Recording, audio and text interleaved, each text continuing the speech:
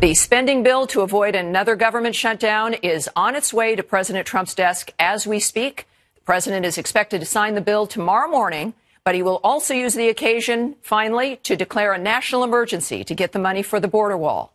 The White House believes there is upwards of $8 billion they can tap into to get that wall. We will get into that in a bit. And though she is supposed to have the night off, Laura will be joining us in just a few moments over the phone to give her thoughts on what transpired tonight. You will not want to miss that. But first, we go live to Capitol Hill, where David Spunt has the details on how all of this went down. David. Well, hey, Tammy, good evening to you. Big night here on Capitol Hill before President Trump signs that legislation in the morning, which we're told he will, as you just mentioned. House Speaker Nancy Pelosi just actually signed it here on Capitol Hill, and now it's on its way to the White House. Let's go over those vote totals, though. 300 yays for that bill, spending bill. 128 nays on that. Now, it was comprised between Republicans and Democrats, the majority of Democrats. Now, the Senate passed the measure 83-16 earlier today. Spent most of the day in the Senate speaking, and senators had mixed feelings on the president getting ready to declare a national emergency. Majority Leader Mitch McConnell made it clear today that he had assurances from President Trump that the bill would be signed.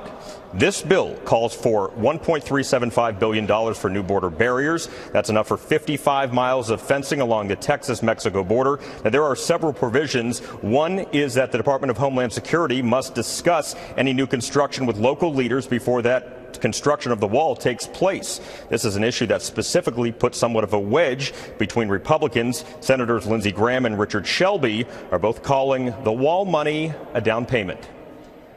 Consider this a down payment and find the difference between 1.375 and 5.7 through executive action. Some of it can be done by accessing existing accounts without a national emergency declaration.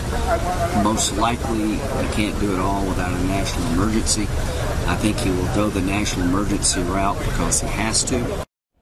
But other Republicans like Susan Collins from Maine and actually John Cornyn, the senior senator from Texas, they said that they don't know if a national emergency was really the best way to do this. Senator Cornyn seeing some of those immigration issues down there. Meanwhile, on the Democratic side in the House, progressive Democrat from New York, Alexandria Ocasio-Cortez, she actually voted no on the package, Tammy, because she said that it funded the Department of Homeland Security. And she has called specifically for a defunding of immigration and Customs Enforcement, ICE. That's why she voted no there. House Speaker Nancy Pelosi earlier today felt very confident about this. She said she believed that they would have the votes, the Democrats would have the votes. Also, House Speaker Pelosi didn't rule out any potential legal challenges if President Trump, I should say when President Trump declares a national emergency. However, White House Press Secretary Sarah Sanders said earlier today that the White House is ready for any legal challenges. Again, that bill on its way to the White House right now, 1,159 pages. President Trump's team going to be working all night, and he will sign it tomorrow morning, we hear. Tammy. Yes, as someone once said, it takes a village, apparently, to read bills now. Yes, David, thank you very much. And now joining me via phone is the host of this program, Laura Ingraham. Laura, welcome to your program. Thank you so much for calling in for us. Hey, Tammy, I'm winding my way through the mountains of Colorado, so if it cuts in and out, sorry about that. But look, sounds nice. I just got off the phone with a White House source, and he said that, and this is their point, they were really in a no-win situation here. They had to sign this because if they didn't, pain inflicted on the American public, pain inflicted in the way that we saw unfold before.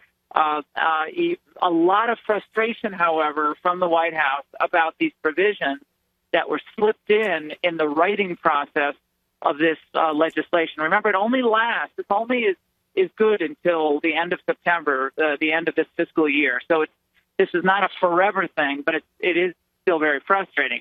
The provision which I've been tweeting about and speaking about on my podcast today, Tammy, is the provision that gives presumably, it seems like, de facto shielding from deportation of any potential sponsor of any illegal immigrant kid who comes across the border. Now, that conceivably could be like second cousin twice removed if you read the language, gives a lot of discretion.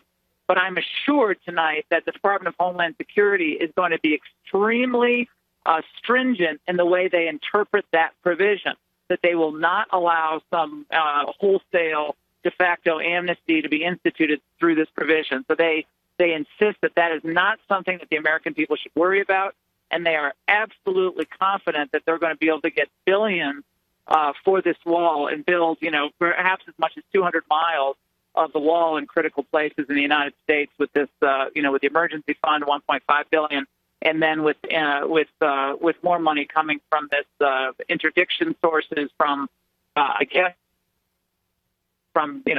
drug trafficking. Laura, you're breaking up just a little bit. I do want to ask you, though, in this process, the president is going to realize here that this is going to be par for the course. It is remarkable that this kind of bill went through and was approved of by the Republicans, considering these landmines that are in it. He must realize that it's always going to have to be not necessarily a compromise, but that he's going to have to always be working for us and against the establishment to get things done.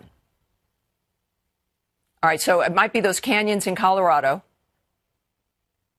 All right, well, so we've lost Laura. Great. Enough time, though. Great analysis and summary right there for us with her conversation with someone.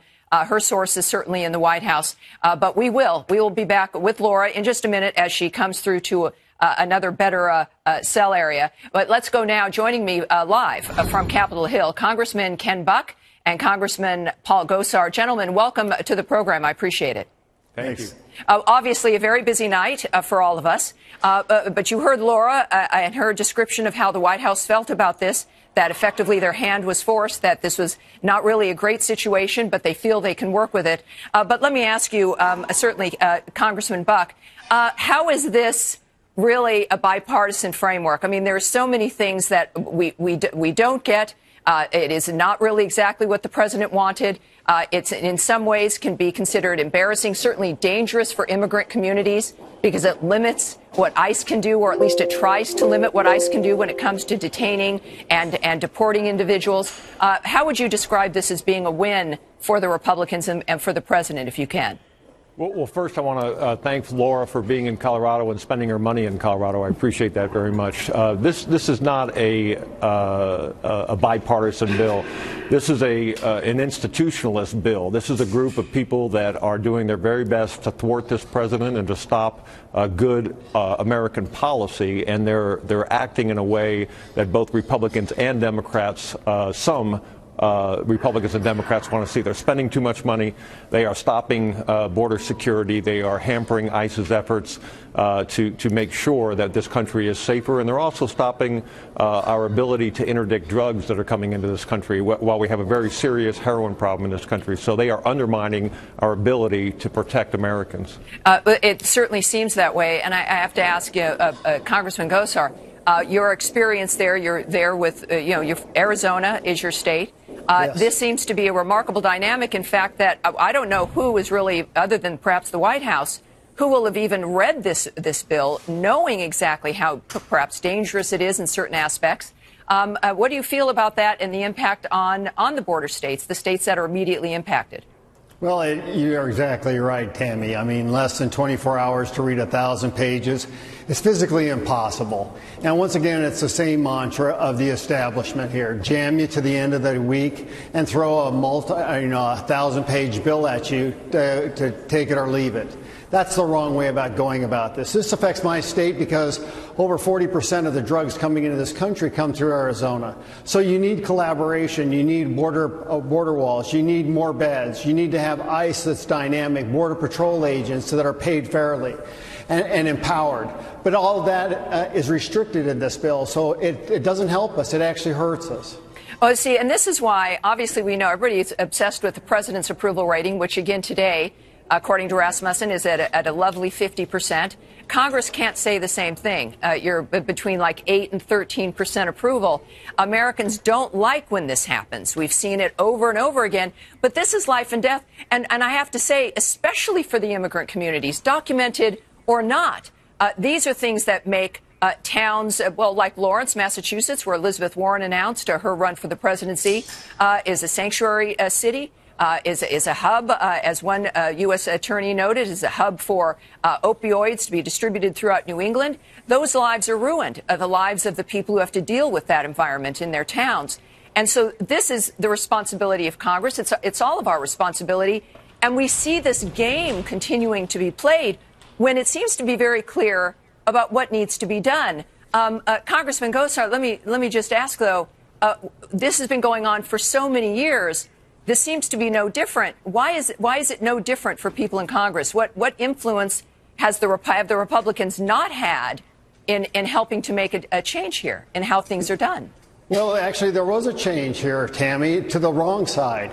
This basically supercharges child trafficking, because now what you're going to see is a precedent-setting application where those people associated in a house or a holdings with an unaccompanied minor will be off limits. And we will be stretching HHS to make that discernation as to who there is applicable to ICE. This is a nightmare for what's coming. Well, but see, this is what's confusing. Congressman Buck, if I can ask you, the Republicans, this was a bipartisan commission that came together to deliver this solution for the American people. And it's awful. How is it that the Republican leadership and Republicans in Congress, in the House and the Senate, all these people come together and come up with something that pretty much doesn't, I mean, it's a game, it seems. How is it that Republicans can approve of what they've just put forward to the president? So this is a conference committee that's made up of appropriators. Appropriators have different DNA than the rest of us in Congress. They are born to spend money. They have put us $22 trillion in debt, and they continue to put us in debt at a rate of $800 billion a year. We will be close to $1 trillion a year in the next fiscal year. And that's one of the main problems with this bill. We don't have people that are like Paul Gosar, who are feeling the effects of this policy with ICE every day. Well, we're all feeling it, certainly. And Congressman, I want you to stay right there. I appreciate you being with us. I do want to bring back Laura quickly. Laura, welcome back. I don't know if you've heard this conversation, but continue on with what you were saying. I did. Well, Tammy, look, this is a situation that the American people listening all across this country have to know tonight. Congress is responsible for this situation. Exactly. With the record number of people crossing the border. When they say there's no crisis, they're lying to the American people. 1,800 family units crossed the border on Monday when the president was in El Paso. 300 of them, two groups of 300, according to the Washington Post and DHS, crossed on Monday. That's a crisis. This bill does nothing to address that. It's an easy fix. We're gonna. I know on the show you're gonna play some of what I said last night for people to listen to again. It's an easy fix. But this was totally unnecessary. The president's instincts on this has always been right. Simple, pragmatic thinking, Tammy. Indeed. And he clearly is a man alone in a way, right, Laura? Obviously, he's made every effort to compromise. People will remember the State of the Union. He seems to be in Washington the one person who's thinking about us, who's thinking about the future, who's not thinking about his next job or what, the media is going to say. He is genuinely a man alone in facing what this swamp is putting forward to him. Well, and I would say this. I think the Democrats were the ones who were willing to inflict pain on the American public. The president, I think it irked him to have to do this, but the president did not want to put the country through in this economy through the uncertainty of another government shutdown. Right. Okay. That is it's a terrible position for him to be in. It's like a Damocles sword hanging over the economy. He doesn't want that to happen. Okay. So he decides to do, sadly, which is the only card he has left, which is the national emergency. The Democrats pushed him into this situation, Tammy. It was completely unnecessary, and the president did the right thing here. He had to do this. This will be expedited to the Supreme Court.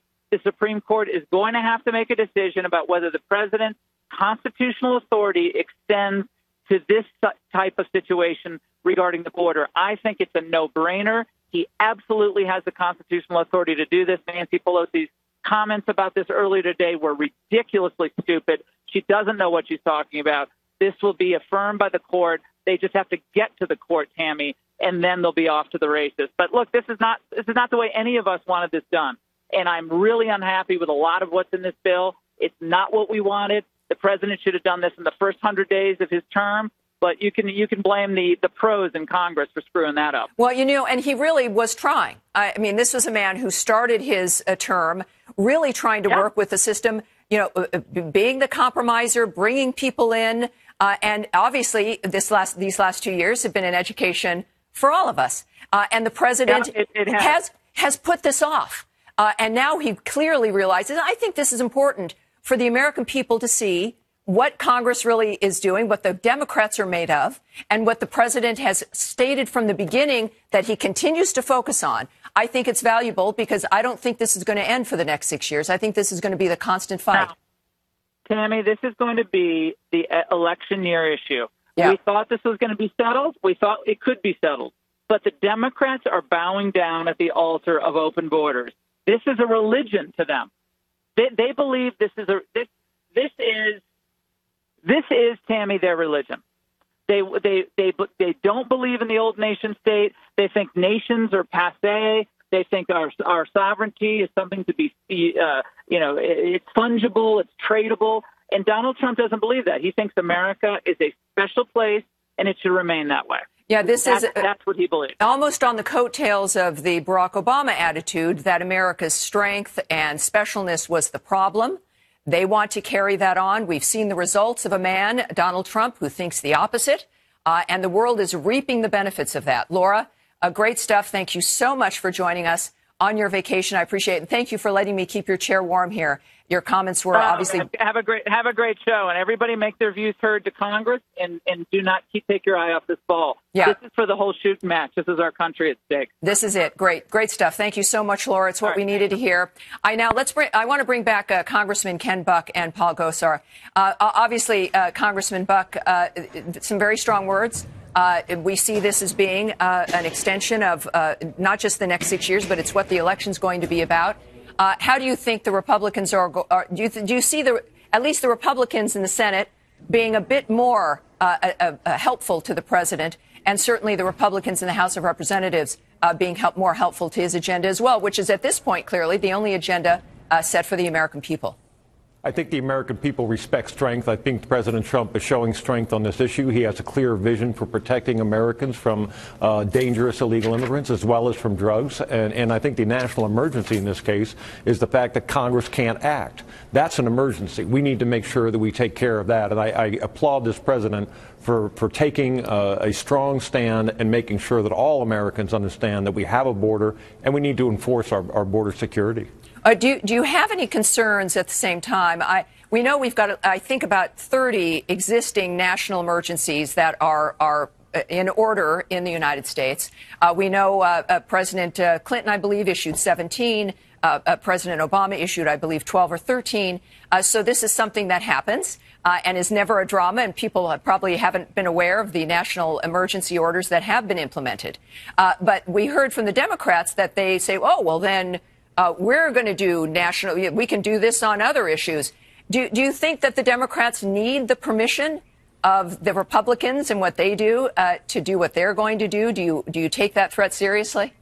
The Democrat presidents have never been bound by the law. When you look at how the presidents, President Obama, President Clinton, President Carter, treated the Antiquities Act or the Emergencies Act, they have always expanded the scope of presidential power. This president is much more limited in the scope and acting on a true emergency. Congressman Buck, do you agree? Congressman Buck, you get the last word. Do you have any concern about the national emergency declaration?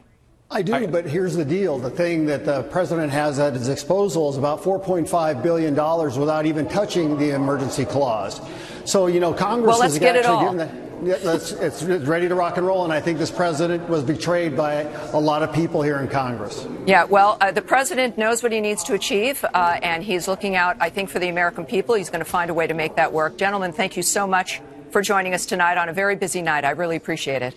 Thank you. All right. Coming up, we go live to the White House for the latest on President Trump's expected declaration of a national emergency to get a border wall built.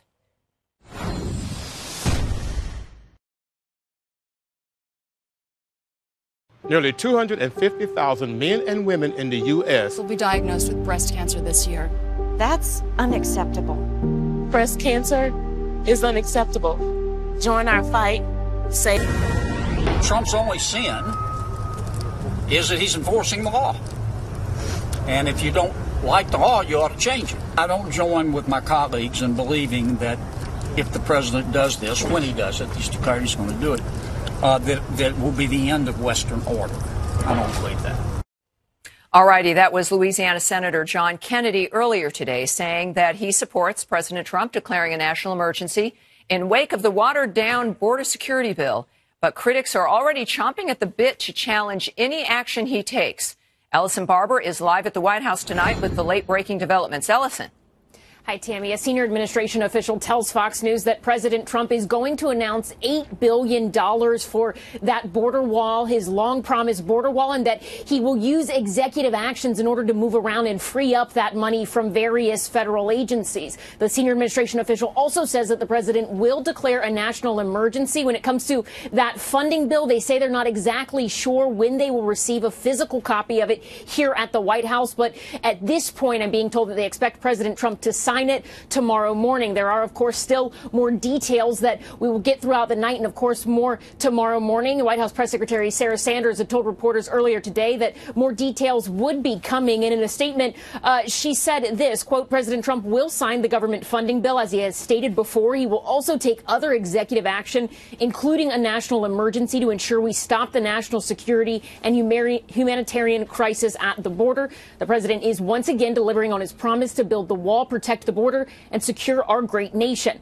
But the Department of Justice reportedly warned the White House that a national emergency declaration will almost certainly be blocked by the courts. According to a new report by ABC News, DOJ is telling the White House it's nearly certain that the courts step in and block this, quote, preventing the immediate implementation of the president's plan to circumvent Congress and build the wall using his executive powers, at least temporarily. President Trump has repeatedly said if he takes the national emergency route, he expects legal action to follow. This afternoon, the White House said they're ready for it. But Press Secretary Sarah Sanders also said that there should not be any of that sort of action because, in her words, the president is doing his job and Congress should do theirs. House Minority Leader Kevin McCarthy says he spoke with President Trump this evening. According to Leader McCarthy, the president feels good about the funding bill, though one source tells Fox News earlier in the day the president was very conflicted about certain sections of the legislation. Tammy? Ellison, thank you very much. Appreciate it. This could all stop tomorrow if Congress did what it should do tonight.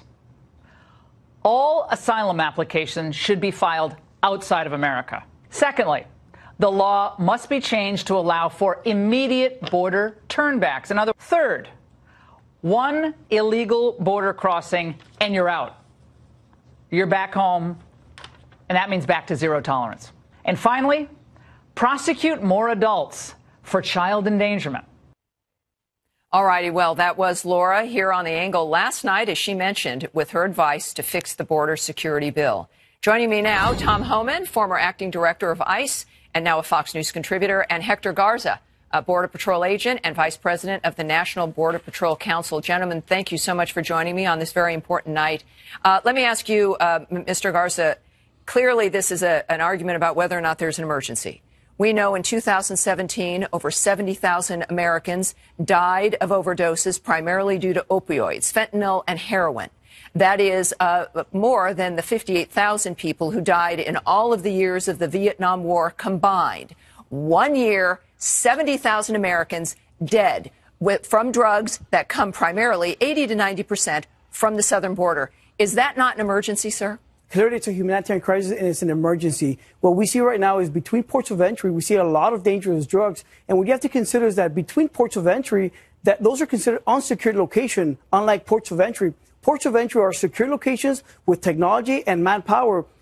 Between ports of entry, we don't have that technology. We don't have that manpower. And yes, it is a crisis, and President Trump should declare an emergency. Well, and see, you see this every day. The men and women you represent see this every day. Mr. Homan, your experience, too, I think is invaluable here in that there's arguments from the Democrats who say, well, most of this comes in through the secured port of entries. What does that tell you about? But even if it was true, what does that tell you that what happens with the unsecured areas if all of these drugs, as they argue, are coming in from the ports of entry? All the more reason why we would need the wall, correct? Look, the Democrats are twisting the story. What the fact is, more drugs are seized at the port of entry because every car is stopped. Every person is talked to. So, of course, they're going to find more drugs because they got better security.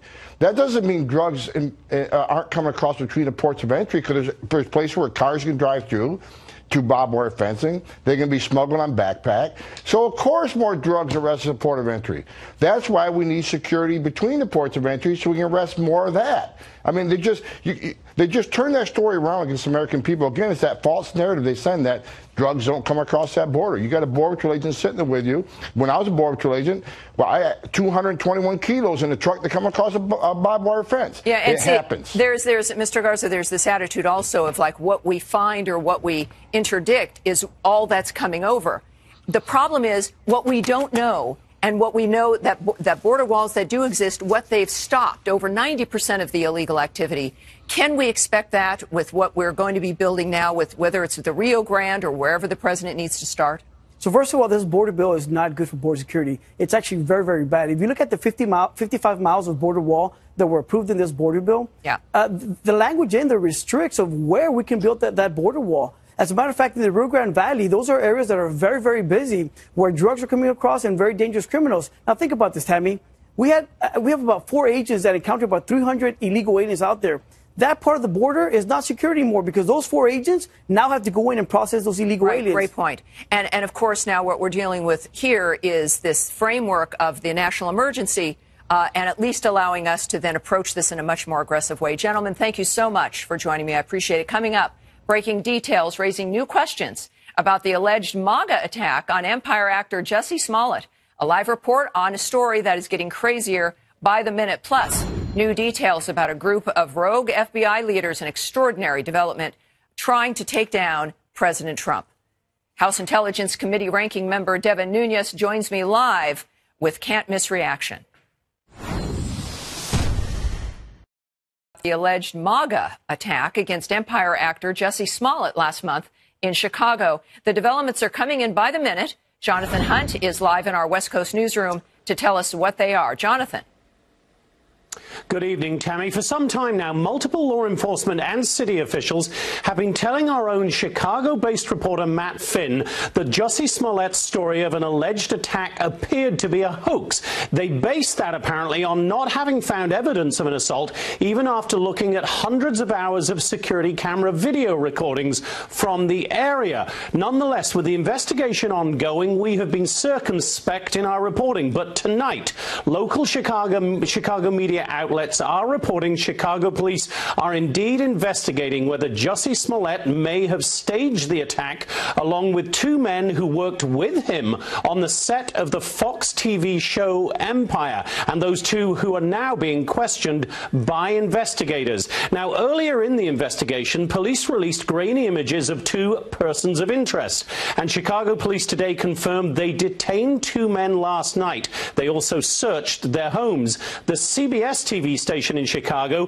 is reporting that the attorney for those 2 says he expects charges sometime tomorrow afternoon. And another station, ABC 7 Chicago, also reporting that police are looking into whether the entire incident was a hoax, although the Chicago Police Department's chief communications officer tweeted tonight, quote, "Media reports about the Empire incident being a hoax are unconfirmed by case detectives. Superintendent Eddie Johnson has contacted ABC 7 Chicago to state on the record that we have no evidence to support their reporting and their supposed CPD sources are uninformed and inaccurate." Now, ABC